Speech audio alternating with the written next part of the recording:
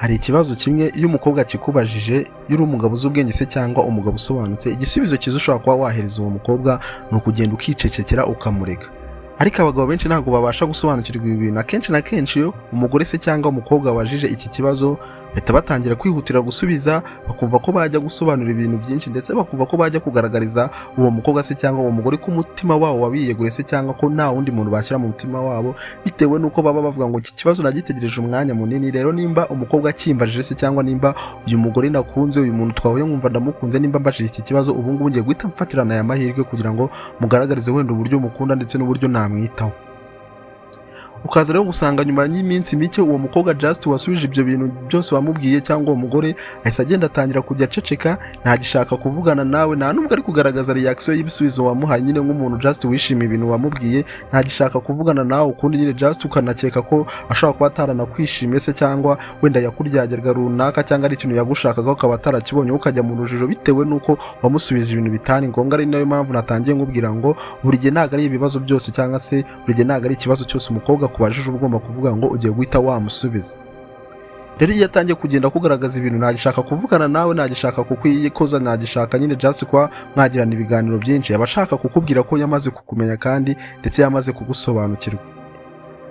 Rero niba uri umugabo warigeze kuganira n'umukobwa neza, ukumva just ibintu birimo biragenda neza, muri kuganira neza, ukumva urishimye, hanyuma akakubaza ibibazo nk'ibi ngibi just ngo urankunda bingana iki se cyangwa unyishimira bingana iki, cyangwa se wankorera iki kugira ngo unshimishe nyine wumve ko unyujije umutima wanjye, wowe ucyumva ibintu kuva just umutima utangiye kwibwira ati ngaya nta mahirwe, reka mwereke ko namwitangira, reka mwereke ko nta kintu namukora, kuva nyine just ugiye guhita umusubiza nyine wihuse, ukumva nyine niyo mahirwe ugiye guhita ufatirana nk'umuntu w'umujeni utuvuga ngo ugiye guhita umusubiza hano ngaha, ugiye gutsindira umutima we, aho ngaho uba wibeshye. Rero ikintu utazi cyangwa se ikintu abagabo benshi badakunze gusobanukirwa, ibi biba bimeze nk'aho ari nk'ikizamini umukobwa ari kugushyiramo, si uko aba ari ibibazo just byo kuvuga ngo ni ibibazo by'urukundo, cyangwa se ibibazo just ngo afitiye amatsiko, kuvuga ngo nyine afitiye amatsiko umukobwa bagiye gukundana, afitiye amatsiko nyine urukundo umufite, ahubwo ni ibibazo byo kugushyira mu bizamini just byo kugira ngo amenye ese uyu musore uri kunyifuzaho urukundo, uyu mugabo just wandarikiye, umugabo uri gushaka ko tugirana nyine ibihe byiza, ese uyu mugabo afite imitekerereze imeze ute, uyu mugabo nyine asobanukiwe bingana ute umukobwa se cyangwa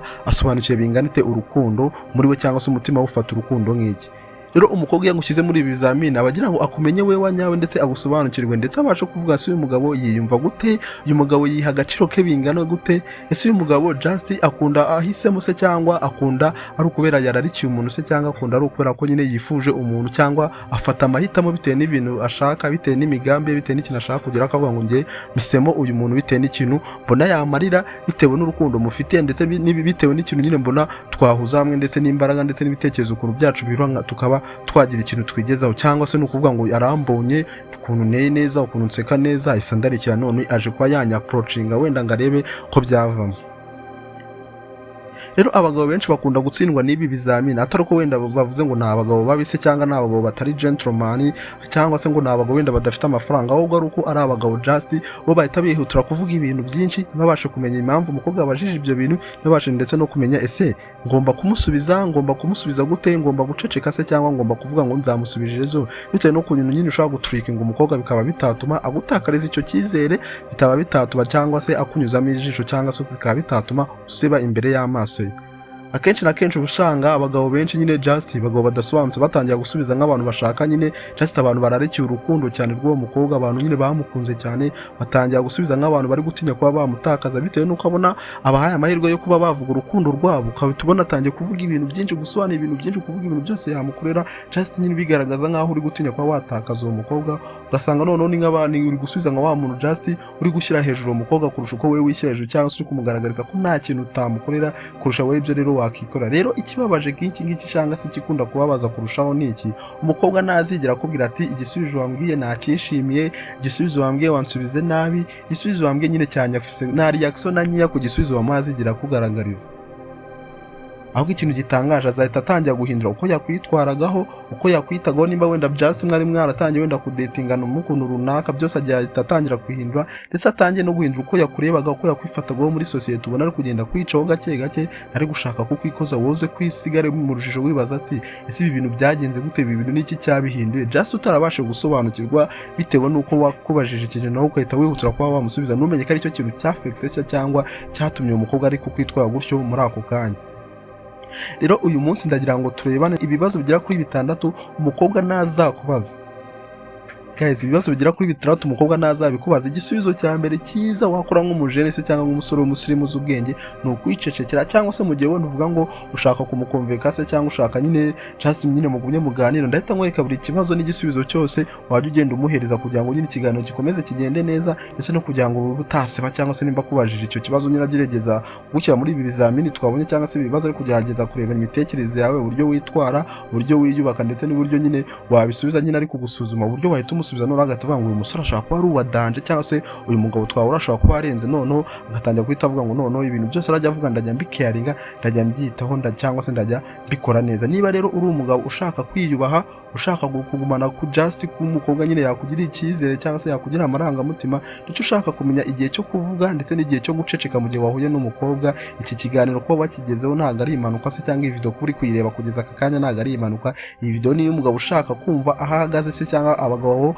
aho bahagaze mu mutima w'umukobwa se, cyangwa ku bijyanye n'amarangamutima umukobwa bagira. Ariko guys, mbere yuko dukomeza ndakwingize niba aka kanya turakora subscribe, reba ahantu handitse subscribe ndetse ukanda like kuri iyi video, ni iby'agaciro, ndetse ujye ugenda wisanzure muri comment uvuge se iki kibazo wacyakiriye gute, wumve nyine n'ikibazo nabajije, nimba nawe wumva ko hari ikindi gisubizo cya danje watanga ugende wisanzure muri comment. Rero reka tudatinze turebe ikibazo cya mbere ugomba n'uburyo uragisubiza. Ndajya mvuga ikibazo ngiye gisubizo cyiza nakwifuriza, wenda nuko ndakwereka igisubizo cyiza wamusubiza, ariko mu gihe iki gisubizo utari kukibuka se, cyangwa mu gihe just umva ko utari muri mood ko wagisubiza, igisubizo cya nyacyo wakora ni ukwicecekera nyine n'ujye kuvuga ibintu byinshi. Ikibazo cya mbere umukobwa azakubaza ari kugushyira mu isuzuma, atari ukuvuga ngo nuko ngufite urukundo rwa danje, cyangwa nuko nyine ngo ari kwiyumvamo ibintu bya danje. Azakubaza ese urankunda bingana se, cyangwa unyiyumvamo bingana iki?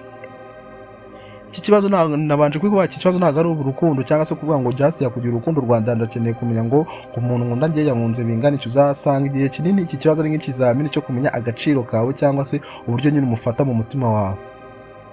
Rero iyo ugiye ugahitamo gusobanura ibintu byinshi, ngo uburyo wamwitangira, uburyo wamukorera ibintu byose nta kintu na kimwe usize, ahita atangira kuvuga ngo ujye, cyangwa se mu mutima atangira kuvuga ngo uyu mugabo yanyitangira kurushaho, nta kintu na kimwe atangura, agatavuga ngo uyu mugabo ashobora kuba ari umuhehesi se, cyangwa uyu mugabo ashobora kuba akunda nyine abakobwa cyane, cyangwa se ashobora kuba akunda kumva ko akunzwe. Buriya turabizi neza ko umuntu buri gihe aribanza mbere yo kubanza undi muntu wese. Niyo wagira urukundo rwa danje two kuvuga ngo wakitangira umuntu, ntabwo wavuga ngo ukunze umuntu ugeze ku rwego rwo kuvuga ngo wamukorera ibintu byose. Rero utangiye kubwira umuntu ukobwa ngo wamukorera ibintu byose, ku mukobwa uzi ubwenge, ku mukobwa usobanutse, ahita atangira kuvuga ngo uyu mugabo ashobora kuba agira amagambo menshi, cyangwa se umugabo ashobora kuba just abeshya, cyangwa se nyine ari indyarya, cyangwa se nyine just ari umugabo nyine ukunda abakobwa cyane, bitewe n'ukuntu nyine abashaka kubumvisha ko abakunda cyane se, cyangwa nta kintu atabakorera. Rero igisubizo ngiye nakwifuriza kuba wamusubiza uwo mukobwa mu gihe wenda utari muri mood yo gusubiza se, cyangwa mu gihe uvuga ngo ntabwo nshaka kubita namusubiza bitewe n'uko wenda utazi gusubiza se, cyangwa utazi gukonveka umukobwa. Igisubizo wahita umuha cyoroshye ni uguhita umubwira ati ngiye nkwitaho, ariko buriya mfite ubundi buzima bwanjye nkunda kwitaho,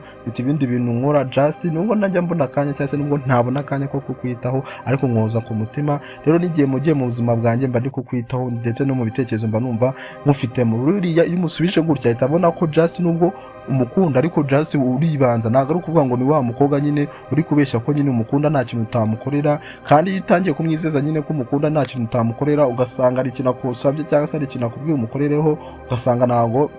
uri kukimukorera, ahita avuga ngo wa mugabo just yaneraga brag, cyangwa se wa mugabo yaneraga injuga, nyine agatanga kubona ko uri umugabo nyine utendeka se, cyangwa uri umugabo nyine uvuga amagambo menshi ashaka ko yatsindira umutima w'umukobwa. Rero ikibazo gikurikira kirushijeho se, cyangwa ni ikibazo none abagabo bakunze kugwamo cyane batakunze gusobanukirwa. Rero ikibazo cya kabiri ushaka kukubaza, cyangwa se umukobwa ashaka kuba yakubaza, ese wigeze gukundana n'abandi bakobwa, cyangwa se abakobwa mwakundanye bangana gute, ni umubare wabo n'umubare runaka wuhe?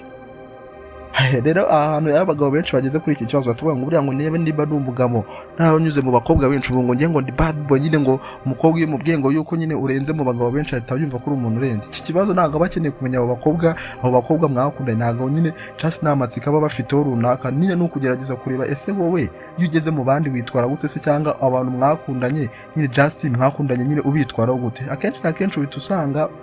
iyo uri umugabo udasobanutse se cyangwa nyine uri umugabo just widage uhita wumva ko kumubwira umubare nk'abakobwa mwakundanye ari ibintu bya danje, guhita uvuga ngo njye nakundanye n'aba ngaba murebe ibi ngibi ndamukatira ntabwo twishimanye bitewe n'ibi, ukumva ni ibintu bya danje. Igisubizo cyiza ni uguhita wicecekera nyine, none ugatangira kugerageza kongera kuganira n'ibindi bintu. Ariko nimba wumva ko ushaka kumusubiza ushobora guhita umubwira ngo ibyo ngibyo ni iby'ahashize, ibyo ngibyo byararangiye, ubu ngubu hagezeho njyewe nawe abo twakundanye simba nyine no kubibuka, nyine ugahita umwumvisha ko ari we uri on the top, kugira ngo noneho ahite yumva ko just iyo uri kumwe n'umuntu aba ari we uba wafokasinzeho, aba ex wawe utaba ukibitayeho, kandi nyine ibintu byose iyo wabirangije biba byararangiye, none uba uri gufokasinga ku muntu muri kumwe ako kanya.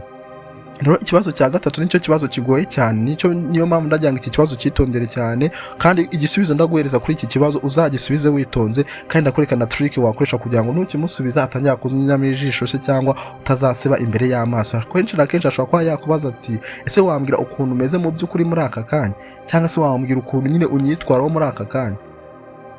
Rero iki ni ikibazo akenshi na kenshi umukobwa ashobora kukubaza akeneye kureba ese wakiyemeza bingana isi cyangwa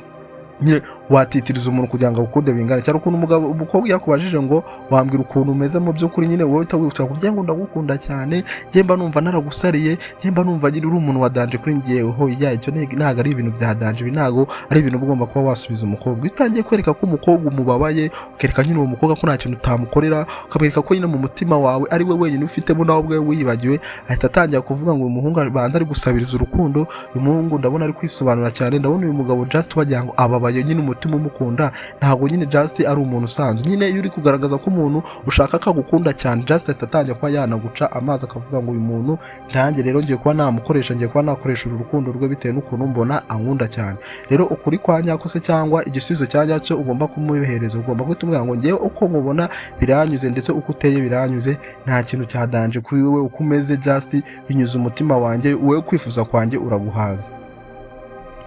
Ariko hari ikindi kibazo gikunda guhindura ibintu byose abantu badakunze kwitaho. Rero iki kintu kikubajije ugahita utangira kujya kuvuga ngo ngiye kuvuga ibintu byinshi, bita usanga nimba wari n'umuntu just yari ari guteganya yuko bagirana amarangamutima se cyangwa bajya muri relation runaka, ahita bihagarika bitewe n'ukuntu iki kibazo bagisubize nabi aricyo kibazo cya kane. Akenshi na kenshi akunda kubaza ngo ese ni kubera iki ukiri single, wenda mukiri kudatingana se cyangwa mukiri kuvugana, kwa kundi urabizi nimba warigeze ujya relation runaka, abakobwa bakunda kubaza ese kumba uri umusore mwiza se cyangwa mbona uri umuntu usobanutse kuki ukiri single.